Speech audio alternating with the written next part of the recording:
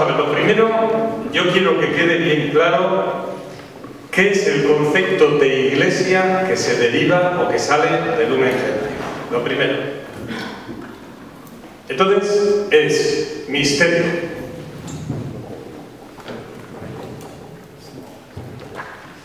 comunión y misión. Posteriormente se habla de escuela de santidad, escuela de comunión, que sería corresponsabilidad, y finalmente esto sería evangelización.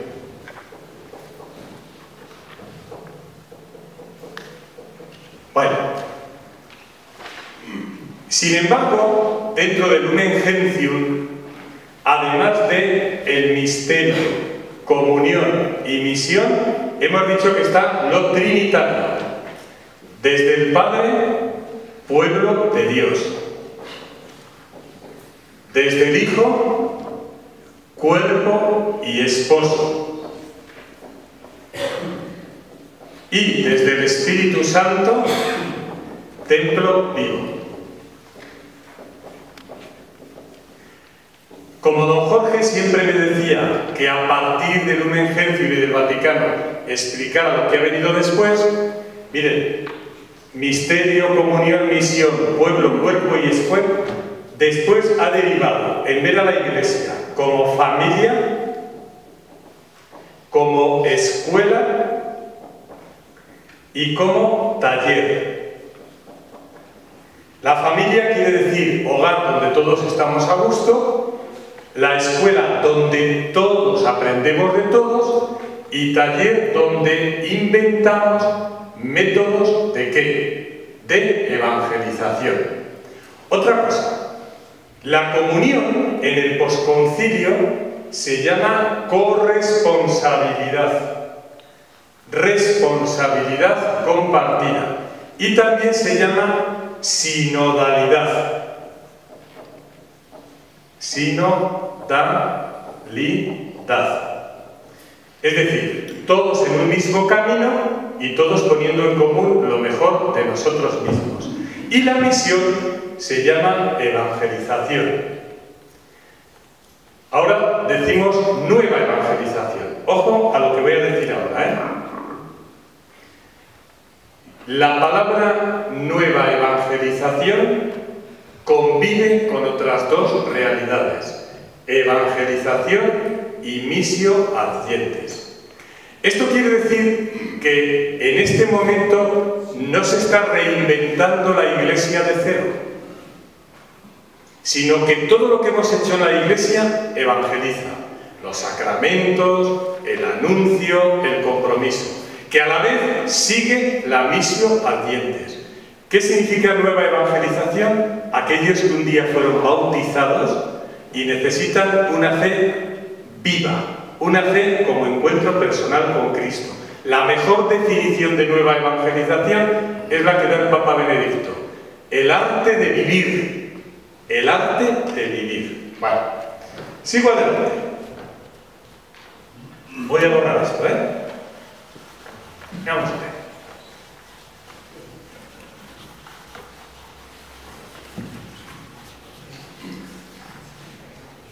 ¿Qué hizo Lumen Gentium?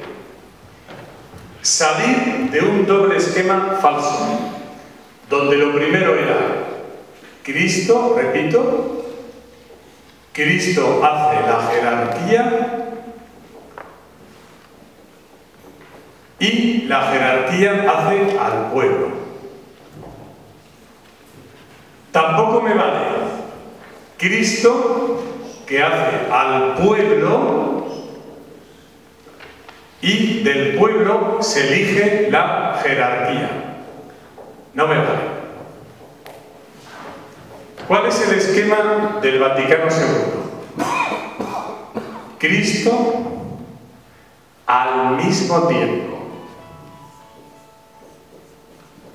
hace que nazca el pueblo de Dios y al mismo tiempo sus quita la jerarquía. Iguales en dignidad, diferentes en vocaciones, misterios y demás. Y además, Cristo se le entiende dentro de la Trinidad. Bueno, no me detengo porque esto lo hemos visto, ¿no? Vale. Sigo adelante. El Vaticano II sabe que antes del Vaticano II creíamos que esto era la Iglesia y que esto era el mundo, la no Iglesia. En el Vaticano II cambiamos las tornas y nos dimos cuenta que esto es el mundo, la no Iglesia, y que esto es la Iglesia. Y entonces lo que tenemos que hacer es romper el cascarón para salir ¿a qué? A ser lo que el Evangelio dice: luz, sal, simiente en una nueva sociedad. Ahora parece que en algunos ambientes eclesiales y en algunos seminarios los seminaristas quieren estar otra vez encerraditos aquí, como que hay miedo al mundo y miedo a evangelizar y misionar.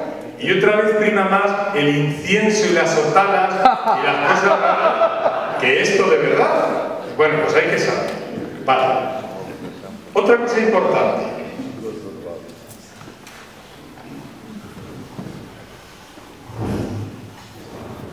Dando paso.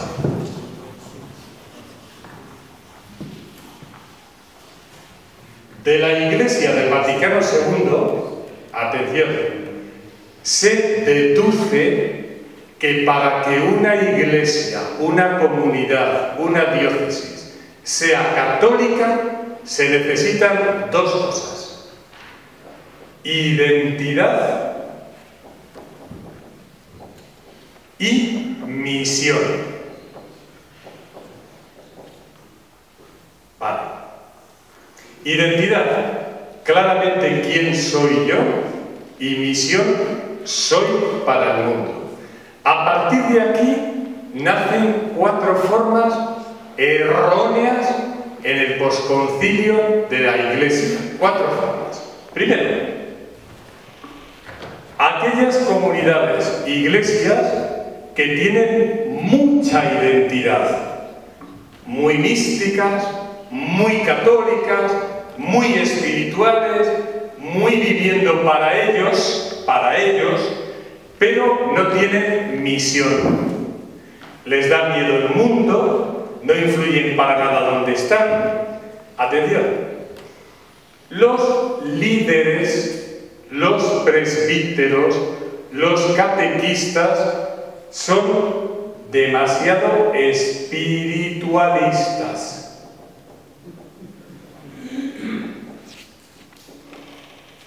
Y mirad lo que voy a decir ahora.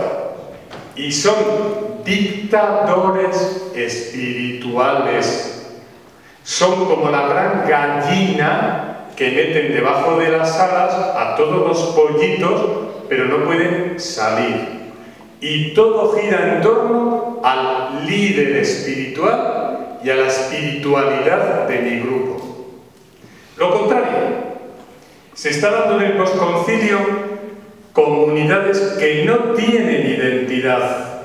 Podían ser ONGs, organizaciones no gubernamentales, o la Cruz Roja, o grupos de filantropía, pero no cristianos, no tienen identidad. Ahora sí, hacen muchas cosas, muy movidos, muy dinámicos, muy evangelizadores. Al final, los que están aquí son dictadores duros, fuertes. En una dictadura política, la gente no está contenta, pero se hacen muchas cosas. Porque hay uno que manda y los demás a obedecer. Bueno, pues aquí se hacen muchas cosas, pero no hay identidad. Tercer grupo, la mayoría de nuestras iglesias, las que yo llamo de cumplimiento, cumplimiento. No hay identidad y no hay misión. Son las comunidades de domingo, del día de ir a misa como acto social. Yo soy la gasolinera donde viene la gente a rellenar su coche, su carro, su máquina de gasolina. Pero acabada la misa, no nos vemos. No hay identidad y no hay misión. Y otras que yo llamo de SOS, como las ambulancias, SOS, porque a veces hay identidad y a veces hay misión, dependiendo quién sea el cura, el padre, dependiendo si hay algo que hacer o no hay que hacer. Y estos son los 4 tipos que se están dando ahora mismo en nuestras comunidades. Comunidades muy espiritualistas, nada evangelizadoras, comunidades muy militantes, nada espirituales, comunidades ni una cosa ni otra, nada, no son nada, están en el aire, y comunidades que depende, las cosas van. Bueno, sigo adelante.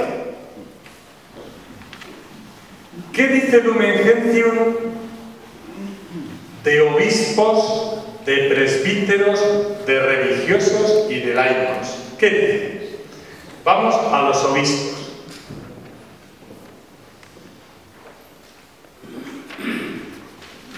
Bueno,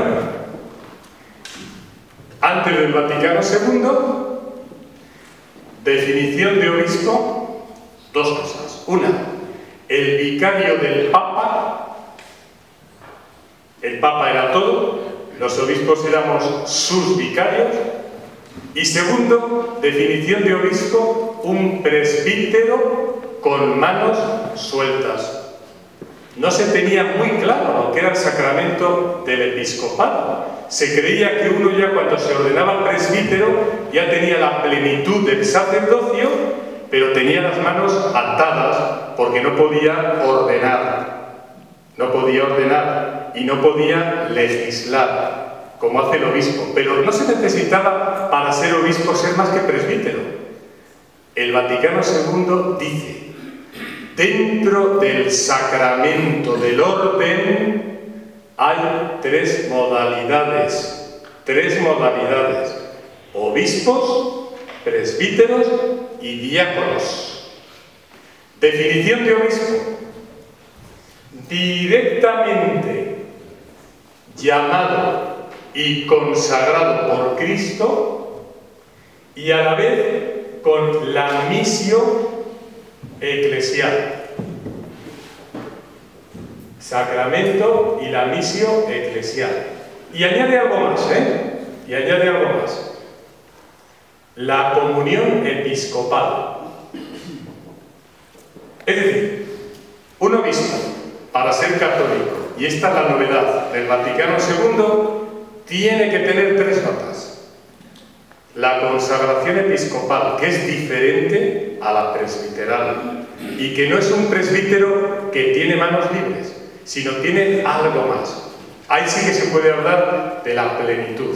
Segundo, un obispo que tiene la misión católica, que no va donde quiere, sino donde la Iglesia, lógicamente el primado petrino, Pedro, le indica dónde tiene que ir.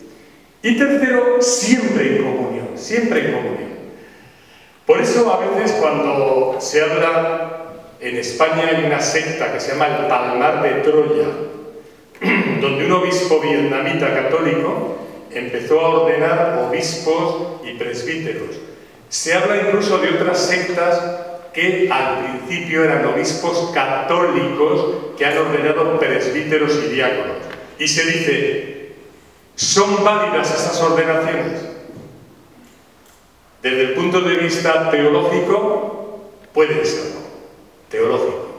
Desde el punto de vista eclesial profundo, no serían válidas, porque además del sacramento impartido por un obispo, se necesita la comunión.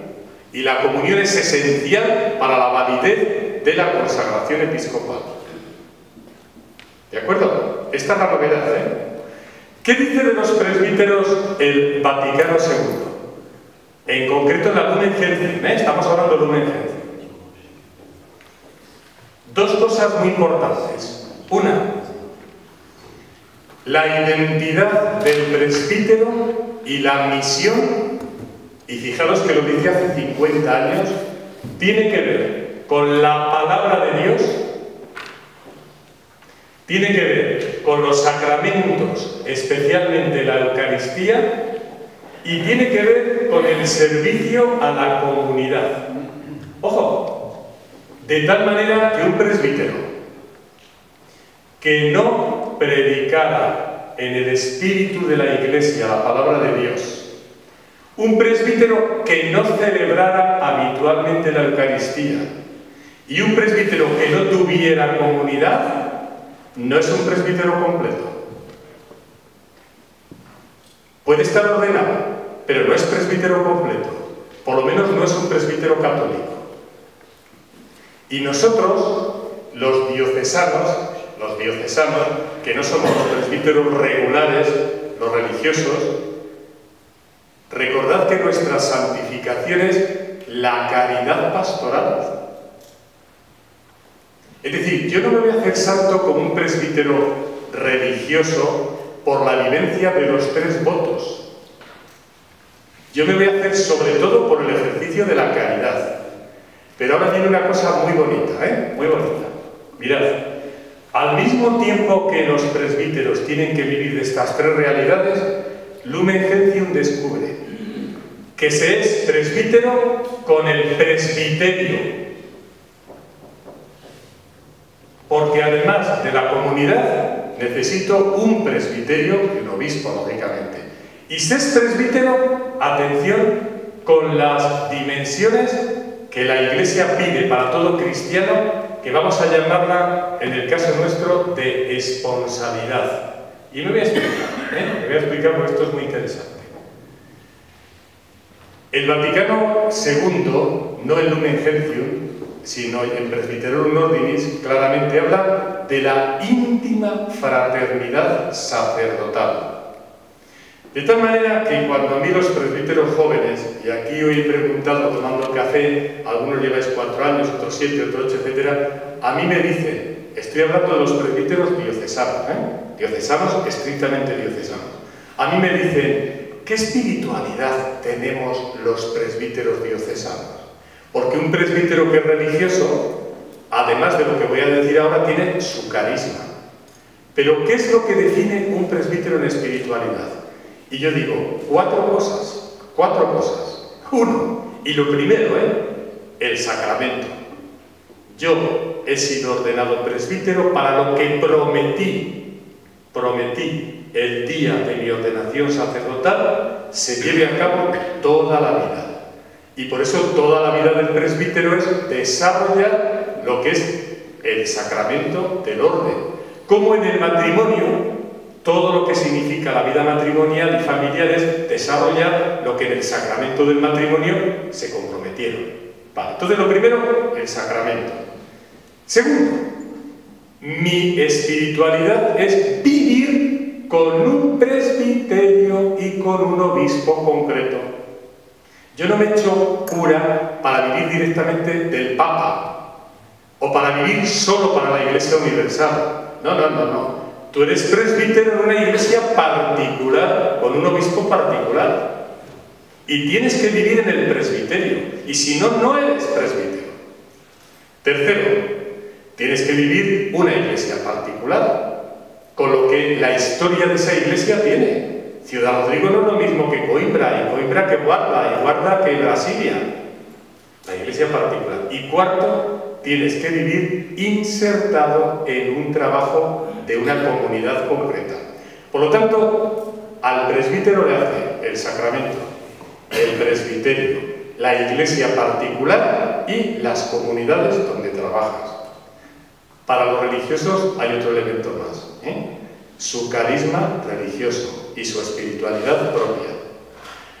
Por eso, atención a lo que voy a decir. Hay muchos presbíteros diocesanos que me dicen: a la luz del Vaticano II, ¿se puede ser presbítero completamente solo siendo diocesano? Tienes que serlo. Tú no necesitas, como presbítero diocesano, otras espiritualidades diferentes. Lo que sí tienes que ser es, como presbítero, un servidor de comunidad de comunidades, un servidor de la comunión, un servidor de las distintas realidades que hay en la Iglesia. Pero tú tienes que ser, ante todo, presbítero diocesano. Bueno, ¿qué dice Lumen Gentium de los religiosos? Atención, aquí he visto que hay presbíteros religiosos. Para vuestra alegría, y lo veréis en los apuntes, es la primera vez que en un concilio universal ecuménico se trata de la vida religiosa. A partir del Lumen Gentium ya viene Perfectas Caritatis. Pero la primera vez que se habla de los religiosos es en Lumen Gentium, en un concilio universal, la primera vez. ¿Y qué viene a decir de los religiosos? Dos cosas. Uno, no llama a los religiosos estado de vida. Estado de vida. Para salir de la eclesiología de una iglesia como sociedad perfecta. Llama condición de vida. Como llama a los presbíteros condición de vida, y como llama a los laicos condición de vida. No es estado de vida, porque un estado es algo estático, algo que es cerrado en sí mismo. Condición de vida es dinámico, es abierto, es relacional. Y segundo, dice en concreto que los religiosos tienen que vivir dos dimensiones. La fidelidad en la renovación, fidelidad más renovación, y atención, carisma más jurisdicción. Y queda muy abierto. Es pobre, es un número pobre que queda muy abierto, y luego ha tenido que venir el posconcilio para desarrollar toda la riqueza de la vida de especial consagración, que ya no se llama vida religiosa, especial consagración, y que tiene que ver con la Trinidad. Y es que ahora hay una cosa muy curiosa.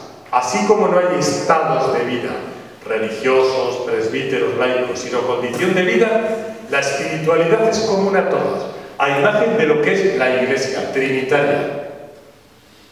Trinitaria. Bueno, ¿qué nos dice de los laicos? Esta sí que es una novedad.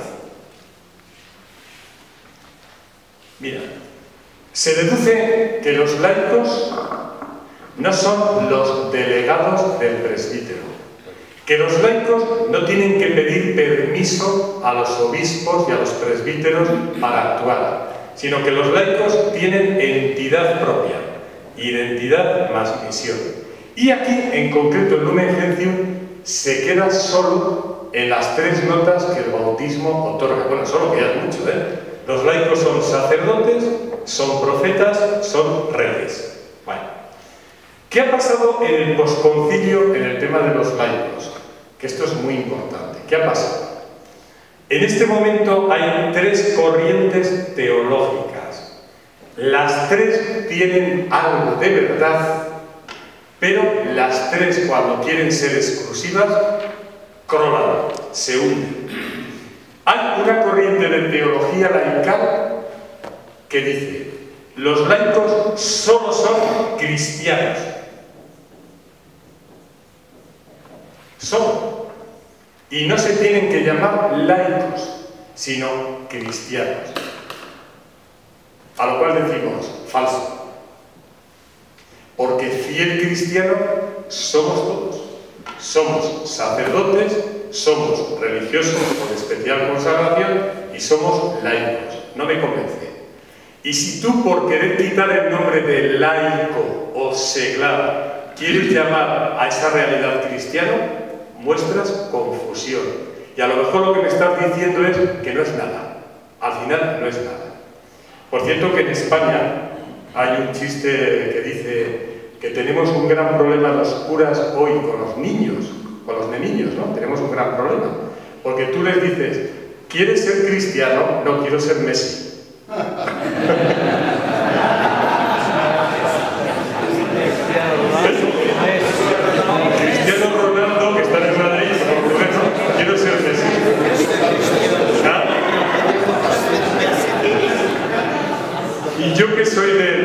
Madrid, del Real Madrid, y me gusta mucho Messi, aunque no sea del Barça, ¿no?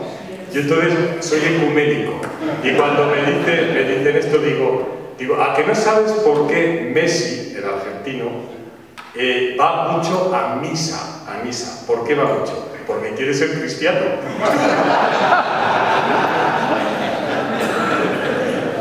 Y segundo digo, ¿sabes cuál es el equipo en España, el equipo de fútbol, que más va a misa los domingos? ¿Sabes cuál? El Real Madrid. Le encanta ver a un señor vestido de blanco levantando copas.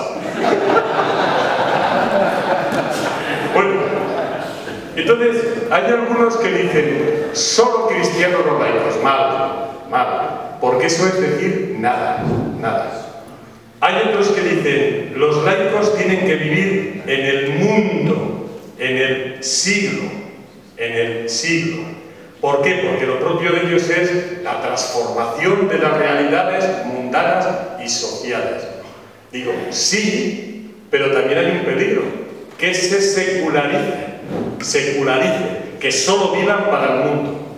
Y hay otra tercera corriente que dice, no, los laicos tienen que estar dentro de la Iglesia, porque son Iglesia, porque tienen que participar totalmente. Y yo digo, sí, pero siempre que no los clericalices.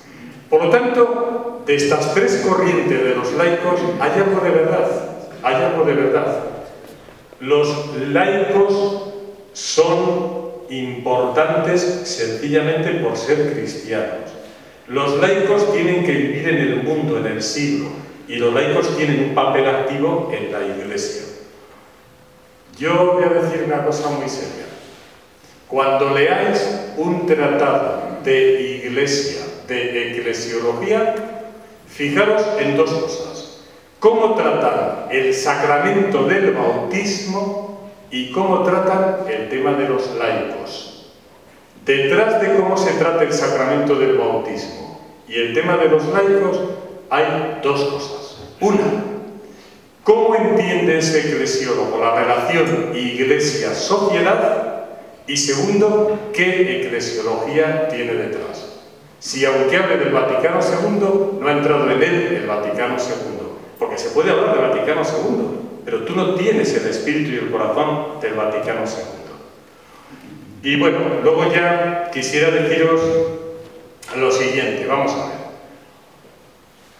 En Lumen Gentium, aparte de las lagunas o de las carencias que os he dicho que hay otra muy seria. Lumen Gentium no podía imaginar la fuerza que iban a tener los nuevos movimientos eclesiales en la Iglesia. No lo imaginaba. Porque solo conocía como movimientos los clásicos, la Acción Católica y algunos que nacieron en los años 1910, 1920, 1930, 1940, 1950. Pero es que eso ha quedado desbordado completamente. Y entonces yo sobre los movimientos quiero deciros dos cosas que no están en Lumen Gentium y que es importante. Movimientos eclesiales.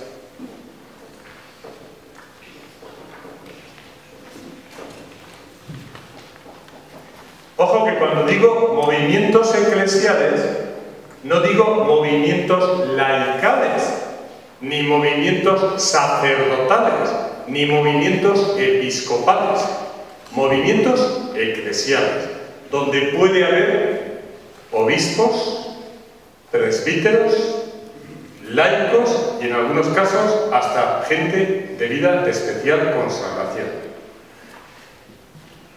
¿Dónde está la identidad de estos movimientos nuevos? Pues mire, antes del Vaticano II se asemejaban a la vida religiosa. Enseguida, ¿cuál es la identidad? A ver, ¿qué carisma tiene? ¿Qué carisma tiene? Ah, pero es que mire usted, es que hay movimientos eclesiales que no tienen ningún carisma especial, que nacen como misión, que nacen como reforzamiento de la comunión, no tienen un carisma particular. Por lo tanto, no me convence. Entonces tiene que venir Ratzinger.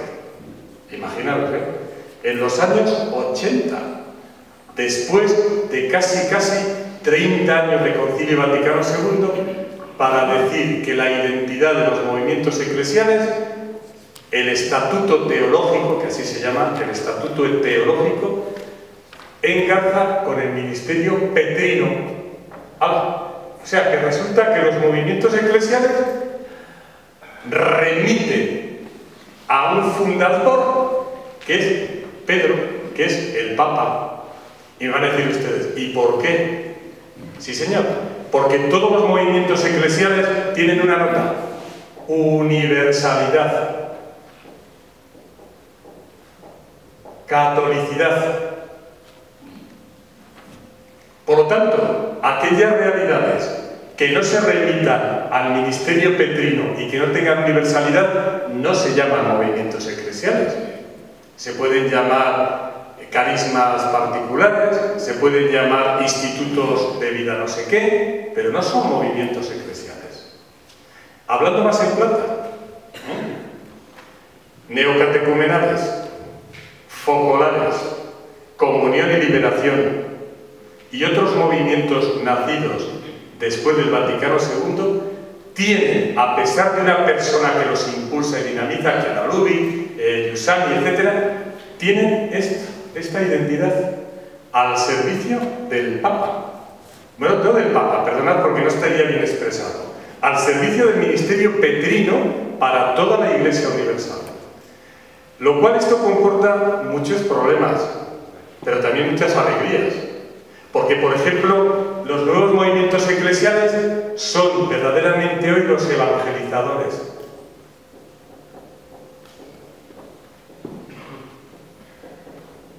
Segundo, una gran alegría porque los nuevos movimientos hoy tienen muchísimas vocaciones. Tercero, los nuevos movimientos hoy dinamizan, rejuvenecen. ¿Dónde está el problema de estos movimientos? Lo que he dicho en la primera parte, que tienen enfermedades de niños, muchos de ellos. No lo quiero repetir otra vez, se creen los mejores, los más importantes, los únicos. Y claro, nosotros los que llevamos toda la vida dentro de la Iglesia, les decimos, que la Iglesia es muy sabia, que tiene 21 siglos, que han pasado movimientos y movimientos y de todo. Bueno, y a propósito de los movimientos, esto no estaba en Lumen Gentium y no podía estar. Vamos a ver. Nos situamos en el año 1985, 20 años después del Concilio Vaticano II. El Papa Juan Pablo II, en Loreto, Italia, tiene una genialidad. Convoca a los movimientos clásicos, Acción Católica principalmente, y convoca a los nuevos movimientos de los que he hablado antes, focolares, neocatecumenales, comunión y liberación, etc. Les convoca. ¿Por qué? ¿Por qué? Porque los nuevos movimientos estaban diciéndole al Papa que los movimientos clásicos de Acción Católica, que es lo que está en Gaudium et Spes, luego lo digo el porqué, que estos movimientos ya no sirven, que la sociedad ha cambiado tanto que aquellos movimientos ya han quedado desfasados, anticuados y que se necesitan nuevas realidades.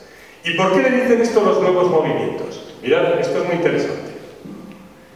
Se dan cuenta que en Europa, iba a decir España, Portugal, Italia, Francia, en Europa, la fe se está privatizando. ¿Cómo se diría en portugués? Vale. Como si la fe solo fuera para la conciencia individual o para las familias y pequeños grupos. Estamos en la sacristía, no en la plaza pública, en la sacristía.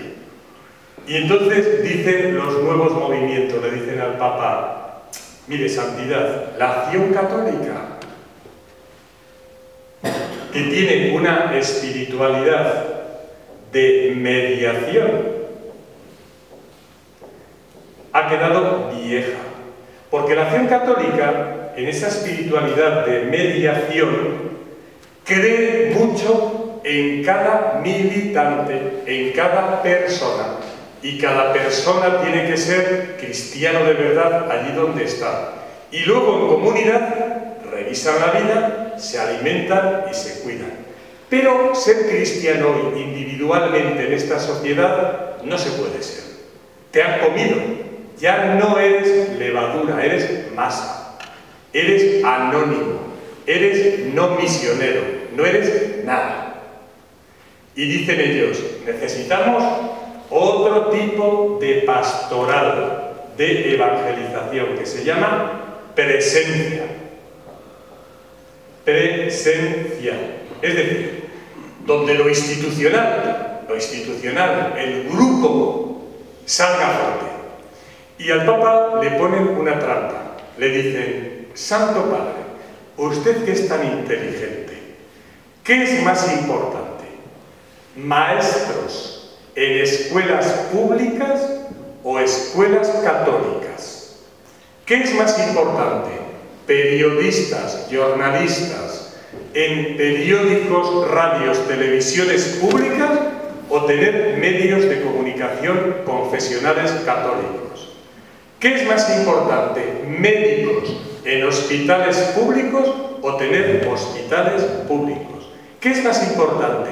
¿Políticos cristianos en partidos no cristianos o tener partidos políticos confesionales? Y el Papa dice, las dos cosas. Evidentemente, las dos cosas.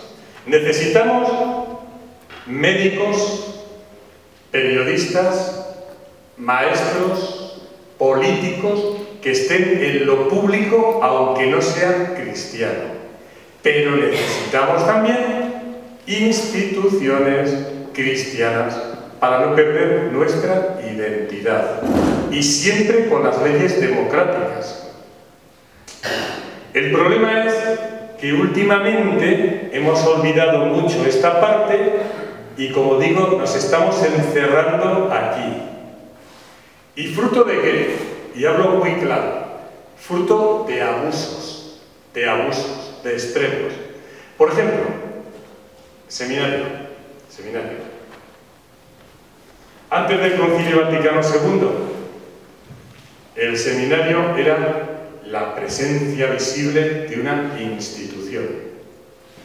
Y fuerte, con no sé cuántos seminaristas. Llega el posvaticano y metemos a los seminaristas en pisos, en parroquias, les dividimos, les fragmentarizamos, y aquello fue un fracaso absoluto. Primero, porque la mayoría de aquellos seminaristas que no vivían en el seminario ni siquiera llegaron a presbíteros. Y porque los que llegaron a presbítero en unos años determinados, del 70 al 80, entre los 10 primeros años fracasaron en un número enorme. ¿Por qué? Porque no tenían identidad ni vivencia clara. Porque nadie da lo que no tiene. Y porque tú no te puedes poner a trabajar directamente cuando ni siquiera eres persona cristiana y estás formado. Pero hoy, ¿qué pasa? Se vuelve otra vez al estilo de seminario, pero sin tener en cuenta que el seminario no puede ser una institución cerrada, ni una institución solo para ella, ni una institución que vive del pasado y con formas del pasado. Y aquí está la lucha, ¿eh? ¿Cómo compaginar esto con esto? Y presencia y mediación. Y este es nuestro reto. ¿Y cómo salir de enfermedades de niños, pero también de enfermedades de vejez? Bueno, y ya lo último, para abrir diálogo, lo último que quiero decir de la Lumen Gentium, que tenéis ahí muy importante.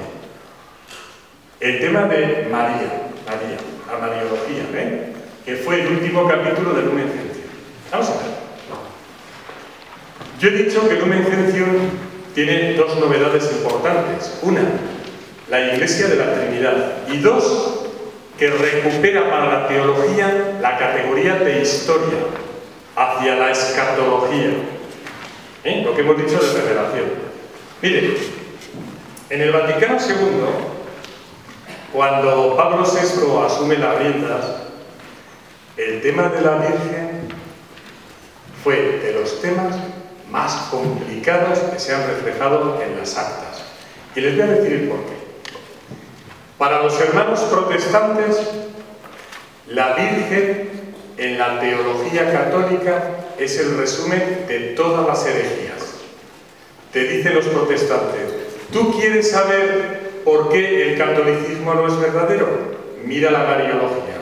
Han hecho una cantidad de mentiras, de exageraciones y de herejías. Eso demuestra que el catolicismo no es la religión verdadera. Eso los protestantes. Pero llegan los ortodoxos y nos decían, vosotros los católicos no creéis en la Trinidad. La Trinidad para vosotros no es Padre, Hijo y Espíritu Santo. Es Padre, Hijo y Virgen María. El Espíritu Santo desaparecido.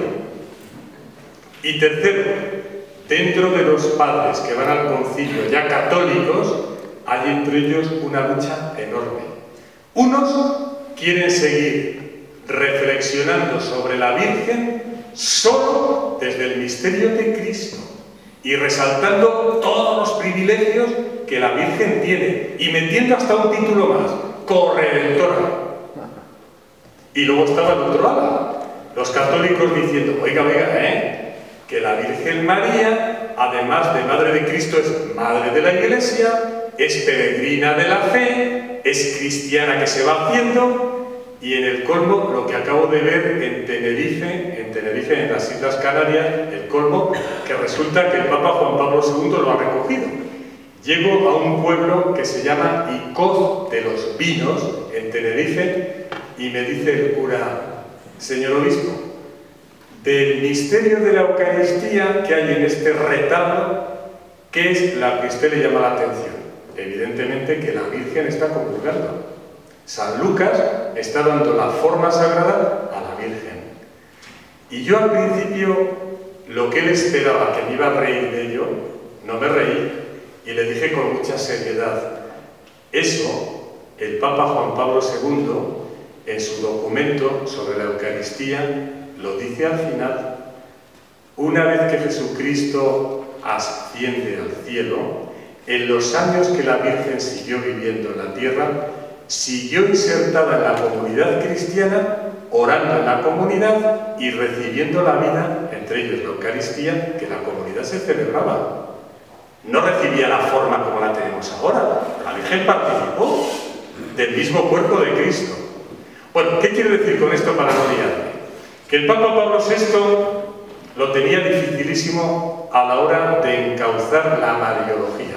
Los protestantes criticaban que era heterodoxo, los ortodoxos que había que redescubrir la Trinidad y dejar a María en su sitio, y dentro del catolicismo los que opinaban que la Virgen tenía que estar solo dentro del misterio de Cristo y hasta títulos nuevos definidos dogmáticamente como la corredención, y aquellos que decían, mira, sí está bien, pero en el diálogo ecuménico para la gente de hoy, además hay que verla como peregrina de la fe y sobre todo madre de la Iglesia. Es decir, en vez de solo madre, hermana.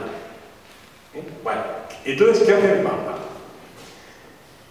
Para este tema de la Mariología, escoge los mejores teólogos que a su juicio considera y expertos.